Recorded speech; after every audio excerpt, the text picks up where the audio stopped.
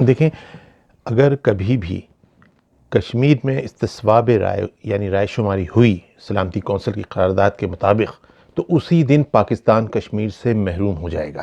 کیسے؟ یہ میں بھی آپ کو بتاتا ہوں۔ دیکھیں، جب ہندوستان آزاد ہو رہا تھا اس وقت 564 آزاد ریاستیں ہندوستان میں موجود تھیں۔ جو نواب تھے، جو راجہ تھے، جو چھوٹی ریاستوں کے طاقتور حکمراں تھے، وہ سب آزاد ہو رہے تھے۔ اس لیے ان سے انگریز حکومت نے باقاعدہ طور پر یہ کہا تھا کہ اگر وہ ہندوستان کے ساتھ شامل ہونا چاہتے ہیں آزاد، تو آزاد ہندوستان کے ساتھ شامل ہوں، پاکستان کے ساتھ شامل ہونا چاہتے ہیں تو پاکستان کے ساتھ شامل ہوں، اور اگر اپنی ریاست خود قائم کرنا چاہتے ہیں تو وہ خود بھی ریاست قائم کر سکتے ہیں۔ اگر ہندوستان کے ساتھ یا پاکستان کے ساتھ شامل ہو سکتے ہیں تو انہوں ایک لیٹر آف ایکسیپٹنس پیش کرنا تھا ان کو کہ ہم ہندوستان میں شامل ہو سکتے ہیں اور ہندوستان کو یا پاکستان کو اپنا ملک تسلیم کرتے ہیں، تو اس طرح وہ ہندوستان یا پاکستان کی ریاست میں شامل ہو جاتے۔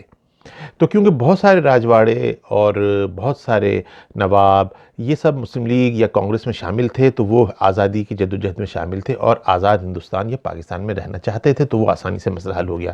لیکن اس کے باوجود بے شمار ریاستیں تھیں جو فیصلہ نہیں کر پا رہی تھیں۔ مثال کے طور پر جودھ پور کی ریاست تھی۔ جودھ پور کے راجہ ہری سنگھ وہ کنفیوز تھے۔ قائد اعظم کے ساتھ ان کی میٹنگ ہوئی۔ قائد اعظم نے ان کو ایک پیپر دے دیا تھا کہ تمہاری ہر شرط ہمیں منظور ہے، آپ پاکستان کے ساتھ شامل ہو جاؤ۔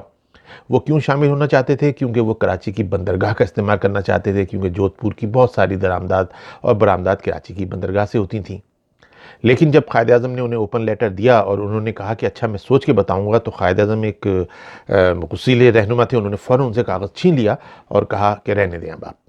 اور بعد میں پھر ان کو لارڈ ماؤنٹ بیٹن نے اور جناب پٹیل نے، جو ہندوستان کے وزیر داخلہ اور ایک طرح سے اس وقت ریاستوں پہ عبور رکھنے والے رہنما تھے، انہوں نے ان کو بات چیت کر کے ہندوستان میں رکھ لیا، ورنہ جودھ پور بھی ہمارے ساتھ شامل ہوتا آج پاکستان میں۔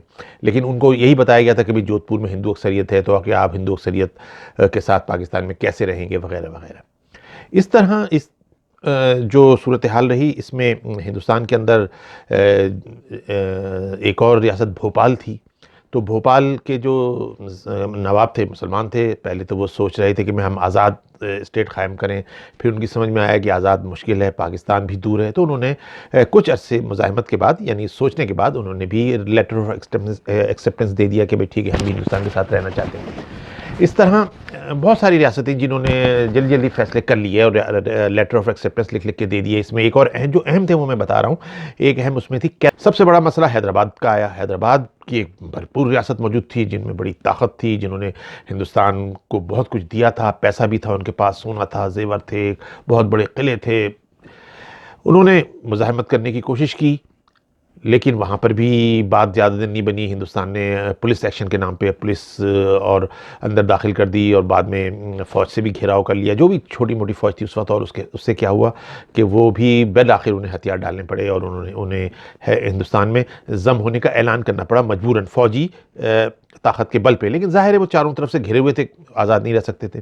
جوناگڑھ بالکل گجرات کی سرحد پہ رنکچ سے متصلہ ایک علاقہ تھا، یہ بھی۔ اب ہم آتے ہیں کشمیر کی طرف۔ کشمیر کی صورتحال یہ تھی کہ کشمیر کا جو راجہ ہری سنگھ تھا، وہ چاہتا تھا کہ لیٹر آف ایکسیپٹنس انڈیا کو نہ دے اور کشمیر کو ایک آزاد علاقہ رکھے۔ اور کشمیر کون سا تھا؟ ہمارے گلگت بلتستان سے لے کے مظفر آباد والا کشمیر جو ہمارے پاس ہے وہ، اور ہندوستان کے بعد جو کشمیر ہے وہ ملا کے پورا ایک کشمیر بنتا تھا۔ تو راجہ جو تھا، راجہ ہری سنگھ، وہ یہ چاہتا تھا کہ ہم کشمیر کو آزاد رکھیں۔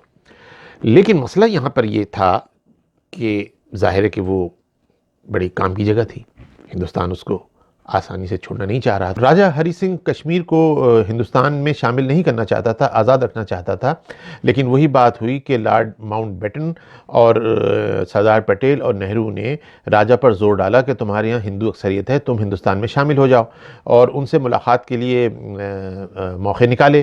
انہوں نے سری نگر بلایا کہ بھئی نہرو صاحب اور پٹیل صاحب مجھ سے ملنے آئیں. جب یہ ملنے ماؤنٹ بیٹن اور سردار پٹیل وہاں گئے تو انہوں نے پیٹ کے درد کا بہانہ بنا لیا. یعنی ان کی راجہ کی سمجھ میں نہیں آ رہا تھا کہ میں کیا کروں، کس طرح کشمیر کو آزاد رکھوں.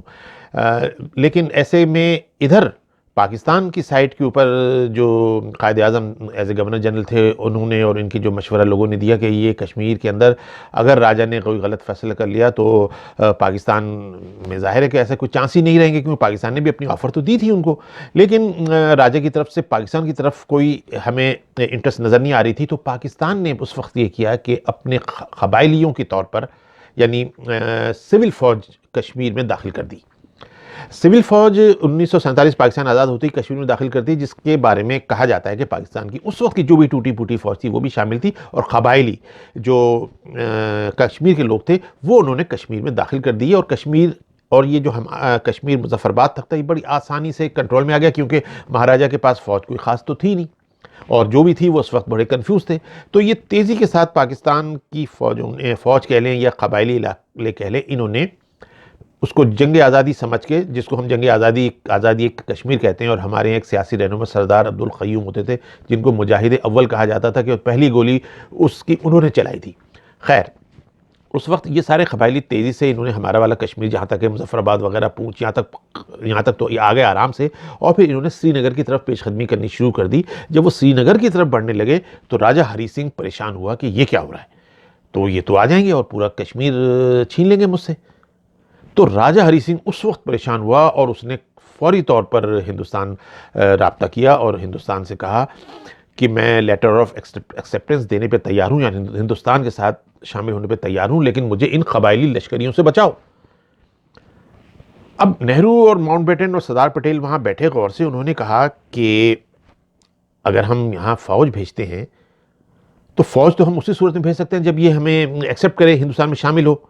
تو ہندوستان میں شامل ہونے کے لیے کیونکہ لیٹر آف ایکسیپٹنس اس نے بھیج دیا تھا تو وہ ہندوستان میں شامل ہو گیا. ہندوستان کا کشمیر، تو کشمیر جب ہندوستان میں شامل ہوا تو انہوں نے اپنی جو بھی ٹوٹی پھوٹی جو بھی فوج، ہندوستان کی بھی ایسی فوج تھی، انہوں نے سری نگر پہنچائی. اس وقت تک ہمارے جو قبائلی تھے پاکستانی وہ سری نگر سے تقریباً 24 کلومیٹر تک آ چکے تھے. لیکن یہاں آ کر بتایا جاتا ہے کہ وہ لوٹ مار میں لگ گئے تھے. انہیں جو ایک ہمارا اسلامی فوج کے ایک تصور ہمیشہ سے ہوتا ہے کہ مال غنیمت لوٹ لو، تو ہندوؤں کو لوٹنا، مندروں کو، جو بھی طریقہ کار تھا وہ انہوں نے شروع کیا، جس سے بعض لوکل وہاں کے امیر جو مسلمان تھے وہ بھی بہت پریشان ہوئے، کیونکہ انہوں نے آ کے ان کی جاگیروں پہ بھی قبضہ کرنے شروع کر دیے تھے. تو وہاں پر بھی ایک مخالفانہ لہر پیدا ہوئی. اور جب ہندوستان کی فوج سری نگر پہنچ گئی تو وہاں جا کے وہ فوج بھی ڈر رہی تھی، کیونکہ اس کو بھی پتا تھا کہ یہ آگے جو مقابلہ صرف قبائلی نہیں، ان کے پاس پاکستان کی فوج بھی ہے جس سے پاکستان انکار کرتا تھا. تو اب یہ انہوں نے مقابلہ کرنے کی کوشش کی، لیکن اتنا ہوا کہ قبائلی لشکر ایک خاص مقام پر رک گیا اور سری نگر تک نہیں پہنچ سکا. اور سری نگر تک ہندوستانی فوج، کیونکہ وہ ہندوستان میں شامل ہو چکا تھا، وہاں تک پہنچی. اور اس کے بعد جو ہوا وہ یہ ہوا کہ تھوڑی دیر کے لیے انہوں نے سیز فائر کیا. سیز فائر کس نے کیا؟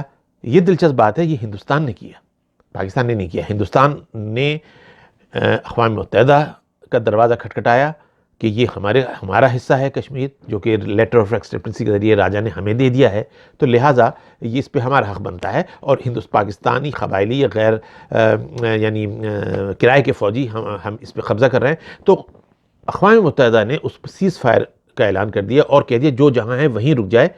وہ وہیں رک گئے اور وہ چیز بن گئی لائن آف کنٹرول، جس کو LOC آج کل ہم کہتے ہیں. پاکستانی قبائلی ایک طرف، ہندوستانی علاقے ایک طرف. تو یہاں آ کے آپ کی سیاست کا نیا باب شروع ہوتا ہے کہ ایک ہندوستان کا کشمیر، جس کو باقاعدہ لیٹر آف ایکسیپٹنس کے ذریعے راجہ نے ہندوستان میں شامل ہونے پر رضامندی ظاہر کی، اور ایک وہ کشمیر جس پہ پاکستان کے دراندازوں نے یا ہماری فوج کے نچلی ملیشیا طرز کے لوگوں نے جا کے قبضہ کیا. تو یہ دو حصے ہو گئے اور ہو گیا سیز فائر. سیز فائر کے بعد اس کہانی کا اگلا مرحلہ شروع ہوتا ہے. اکتوبر سن 1947 کو ہمارے قبائلی علاقوں کی طرف سے کشمیر پہ حملہ کیا گیا تھا، جیسا کہ میں نے بتایا کہ اوڑی تک پہنچ گئے تھے اور بارہ مولا پہ جا کے ان کو روک لیا گیا تھا راجا کی فوجوں نے۔ اس دوران جیسا کہ یہ بھی میں نے پہلے بتایا کہ نہرو نے شیخ عبداللہ کو رہا کروا لیا تھا کہ تاکہ وہاں پر جو مسلمان ہیں ان کی ایک مدد لی جا سکے ہندوستان کے ساتھ رہنے کے لیے۔ تو لیکن وہاں جب مسلمان باہر آئے وہ شیخ عبداللہ کے ساتھ تو تھے، لیکن جیسا کہ پاکستان کی طرف سے دباؤ بڑھا، فوجی دباؤ بڑھا، تو نہرو بالآخر اقوام متحدہ گئے اور ہندوستان کی جانب سے جب وہاں پر کہا گیا تو پھر یہ لائن آف کنٹرول قائم ہوئی، دونوں فوجوں کو ایک طرف رہنے کے لیے کہا گیا۔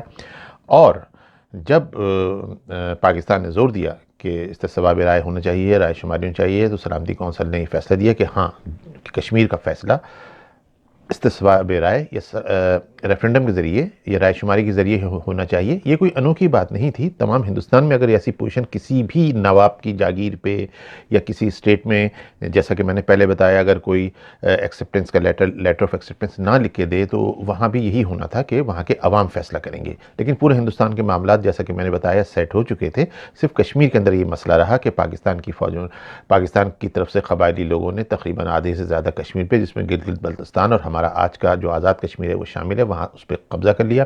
اس کے بعد راجا کی فوجوں نے، اور پھر کیونکہ اس نے ہندوستان میں شمولیت کا اعلان کر دیا تو ہندوستان کی فوجوں نے پاکستان کی طرف سے جو دباؤ تھا قبائلیوں کا اس کو روک دیا اور لائن آف کنٹرول بن گئی اور اس سے استصواب رائے کا مسئلہ پیدا ہو گیا۔ لیکن اب جو مسئلہ ہے وہ یہ ہے کہ پاکستان کیوں کشمیر کے مسئلے پر باتیں زیادہ کرتا ہے، کام کم کرتا ہے، شور زیادہ کرتا ہے۔ حقیقت یہ ہے کہ اگر استصواب رائے سلامتی کونسل کی طرف سے ہو تو وہ استصواب رائے اور ریفرنڈم جو ہے، یاد رکھیے کہ پورے کشمیر میں ہوگا، صرف انڈین کشمیر میں نہیں ہوگا، پورے کشمیر میں ہوگا، جس میں ہمارا کشمیر بھی شامل ہے۔ اس کشمیر کے لوگ، اس کشمیر کے لوگ مل کے، کیونکہ ایکچولی تو پورا کشمیر وہ ہے نا۔ اب مسئلہ یہ آتا ہے کہ ٹھیک ہے جب کشمیر میں ہوگا تو اس صورت میں ہوگا کہ کشمیر کے راجا نے تو لیٹر آف ایکسیپٹنس دے کے اس پورے کشمیر کو فی الحال انڈیا کی جولی میں ڈالا ہوا ہے نا۔ فی الحال تو انڈیا وہاں حکمراں ہے کیونکہ راجا نے لیٹر آف ایکسیپٹنس دے کے اس کشمیر کو ہندوستان میں داخل کر دیا، تو وہ پورا کا پورا اس وقت ہندوستان کا حصہ ہے جس کا ہندوستان رائے شماری کرائے گا کیونکہ اقوام متحدہ نے کہا ہے۔ لیکن اس سے پہلے پاکستان کو یہ جو آزاد کشمیر ہے، جس میں ہم اس وقت اس کو آزاد کشمیر کہتے ہیں اور ہمارے زیر نگی ہیں، یا وہ کہتے ہیں کہ آکوپائڈ کشمیر بائی پاکستان ہے، اس کشمیر کو ہمیں خالی کرنا پڑے گا۔ اب اگر ہم اس کشمیر، کیونکہ ریفرنڈم سے پہلے تو پورے کشمیر کو ایک وحدت میں آنا پڑے گا نا، under Indian influence because of letter of acceptance.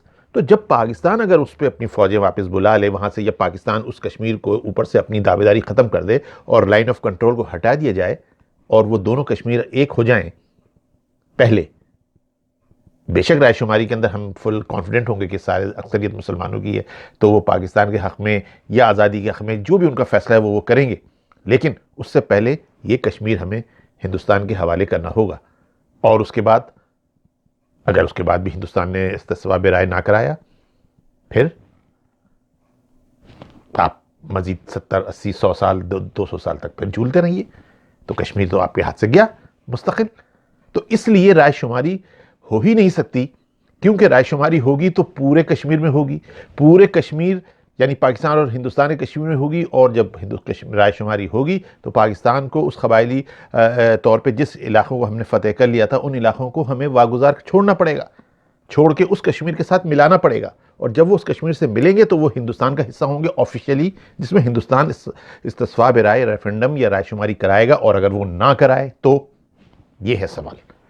اس وجہ سے یہ مسئلہ کبھی زندگی بھر حل نہیں ہوگا، کیونکہ ہمیں پہلے وہاں سے نکلنا پڑے گا، جو ہم کسی صورت میں بھی قبول نہیں کر سکتے، کیونکہ اگر ہم نکل گئے تو ہمیں بھارت کا کیا اعتبار۔ تو یہ ہے وہ مسئلہ جس کی بنا پر کشمیر کا مسئلہ صاف لگتا ہے کہ آئندہ کبھی حل نہیں ہوگا۔ ہاں اس صورت میں حل ہو سکتا ہے کہ دونوں ملک پرامن طور پہ کوئی سمجھوتہ کر لیں، وہاں کے لوگ اپنی حکومت کے ساتھ بات کریں، پاکستان اپنے کشمیر سے بات کرے، ہندوستان اپنے کشمیر سے بات کرے، اور جو پرویز مشرف وغیرہ ایک فارمولہ لا رہے تھے، میں تو سمجھتا ہوں کہ وہی فارمولہ بہتر ہے کہ تمہارا تمہارے پاس، ہمارا ہمارے پاس۔